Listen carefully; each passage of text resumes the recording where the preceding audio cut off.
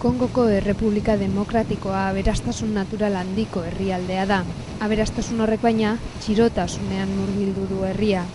Bertan dago koltan erreserbarik handiena ezinbesteko minerala, telefono mugikor eta beste aparatu teknologiko asko egiteko.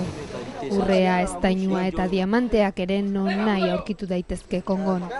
Mineral horien kontrolak nazioarteko multinazional ugari erakarri ditu eta meategien ustiaketatik ateratako diruak gatazka areagotzen du. Etorkizuna zaila da ustiaketa eskubideak edonori saltzen zaizkion herrialde batean. Goma hiri honetan hegazkinen joan etorria etengabea da. Mineralak garraiatzen dituzte. Aire bidez edo Ruandako mugatik ateratzen dituzte inolako kontrolik gabe herrialde honetako baliabide natural gehienak. Ateratzen denaren 20% baino ez dago kontrolatuta eta ofizialki diru hori ez da existitzen. Baliabide naturalek zergak ordaindu behar dituzte herrialdea berrera ikitzeko. Horrek esan nahi du, ordaintzen duenak gardentasunez jokatu behar duela, baina baita dirua jasotzen duenak ere.